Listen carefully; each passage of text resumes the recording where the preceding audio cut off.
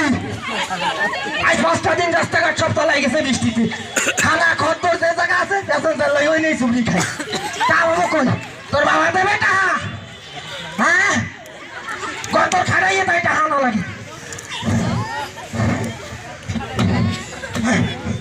আব্বা ওই আমার একটা কথা ছিল আব্বা রাগ করো না আব্বা বলা যাবে আব্বা ক শুনি দেই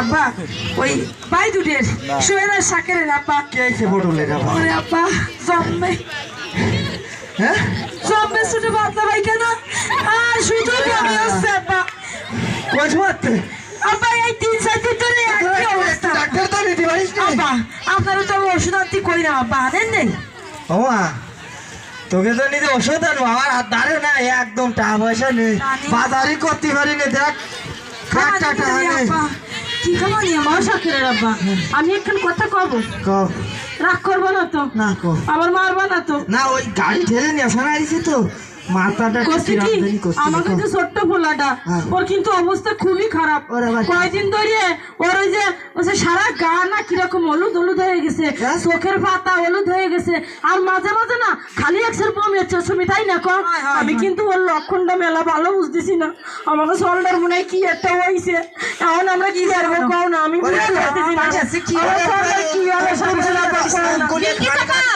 বিলকিস আপা, এই যে আপনার ছোট ছেলের কি হয়েছে বললেন না, হ্যাঁ। এগুলো হলো জন্ডিসের লক্ষণ। কি জন্ডিস এটা একটা পানিবাহিত রোগ। বাবা হায় আল্লাহ আপনার তো চিনতে পারলাম না ভাইজান, আমার নাম হলো মিতু, আমি বাংলাদেশ রেড ক্রিসেন্ট সোসাইটির একজন ভলেন্টিয়ার। কি কিসের রেড ক্রিসেন্ট ও সোসাইটির হ্যাঁ, ভলেন্টিয়ার। শুনেছি শুনেছি আপনার বাচ্চারা গত 5 দিন ধরে স্কুলে যায়নি, তাই আমি ওদের খোঁজ নিতে এলাম।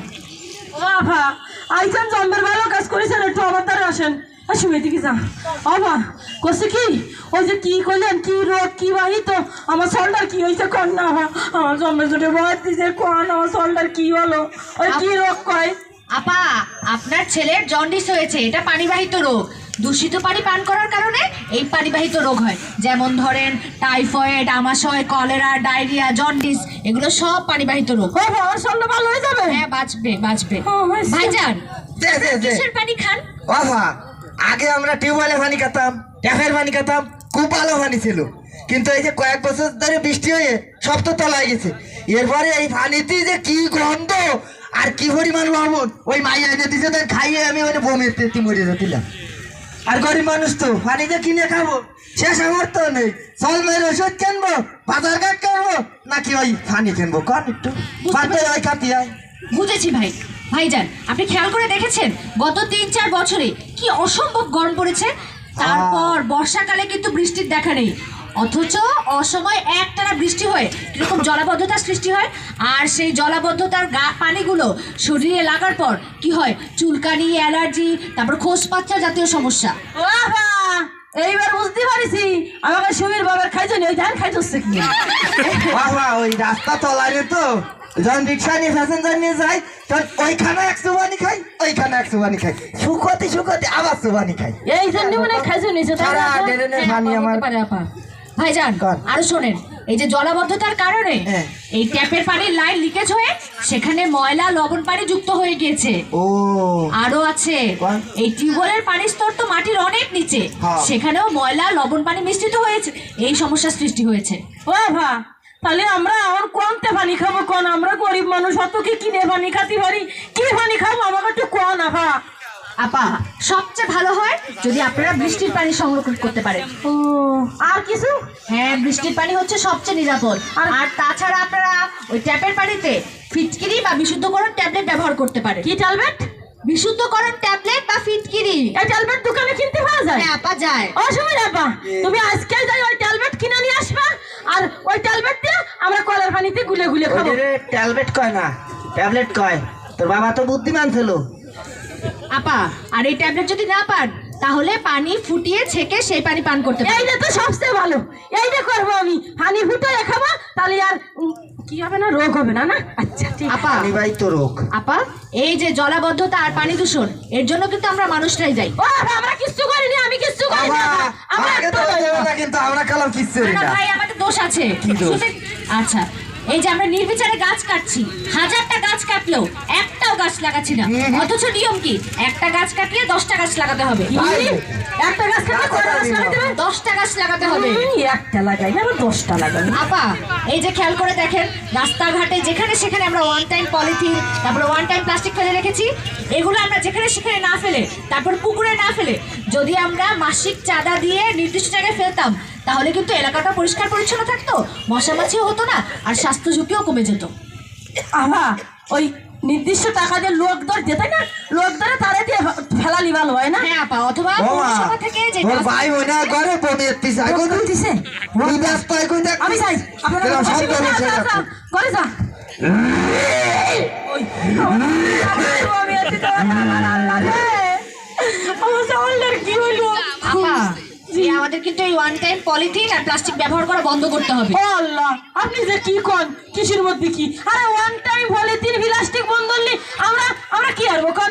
আমরা তো প্লাস্টিক দিয়ে সব কাজ করি, প্লাস্টিক বন্ধ করলে আমরা কি ব্যবহার করব?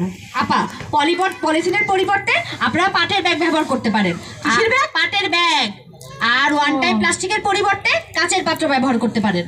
বাবা কসি ওই কাঁচের পাত্র তো আবার কিনতে গেলে আর এক কথাটা, ওই মাটির পাত্র ব্যবহার করা যাবে হ্যাঁ না? ভাই, মাটির পাত্র ব্যবহার করলেও আমরা হবে। গরিব মানুষ, আমরা ওইটাই ব্যবহার করবো। মানে ঠিক আছে আপা।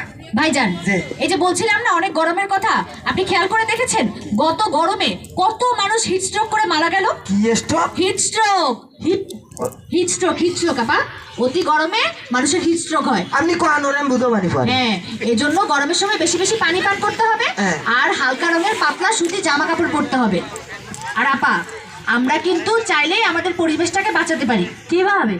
আমরা যদি গাছ কাটা বন্ধ করি, নিয়মিত গাছ লাগাই, যেমন ধরেন আমাদের বাড়ির সামনে যে ফাঁকা জায়গাগুলো আছে সেখানে যদি আমরা ফলমূল চাষ করি, শাকসবজির চাষ করি, তারপরে যাদের বাড়ির সামনে ফাঁকা জায়গা নেই তারা যদি ছাদ বাগান করি, সেখানে ছাদে গাছ লাগানি যায়? হ্যাঁ আপা, ছাদেও গাছ লাগানো কিভাবে যায়। করে লাগায়? ওই যে টবের মধ্যে গাছ লাগাবেন। ও, আমার ছাদ নেই, আমারে কই লাভ নেই। খালি খালি করছি ওরে কয়ে কাজ নেই আমারে কর, ও ঘর তো ঢালি যায় না তো বলতো কি? ভাইজান বাহ। অনেক কথা বললাম, আমি আজকে যাব, আমার কোচাক প্রকল্পের একটা মিটিং আছে।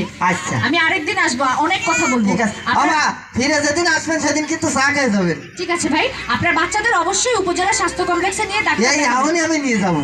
হ্যাঁ, তাদের যত্ন নিন। আচ্ছা। আপা আমি আসলাম। আহা, আসলাম কলি হবে না, আমার একটা কথা দিতে হবে। আহা, আজকে তো আপনি আইছেন, মেলা মেলা কথা কইছেন, আমার আজকে মাথাটা ঠিক নেই, মাথাটার মধ্যে একদম কি যেন ঘুরতেছে। আমার সল মেয়ে কটা অসুস্থ, এমন সময় কিছু খাতে পারিনি, আর না খালি তো একটা গরম তাই বলছেন। এই জন্য আপনি এদিক দেখতে কইছেন, আমি এদিক দিয়ে বলে গেছি। আপনি এর পরে আর একদিন আসবেন, আসি আমার ভালো রে সুন্দর করে বুঝে কয়ে যাবেন। আপা জি, ওই যে আপনার পানির পাত্রটা তো মুখ খোলা। ওই আমার মাইয়ের সুমি ডালে আগলা করে থইছে, আর আপারে পানি দিয়েছে তাই থইছে।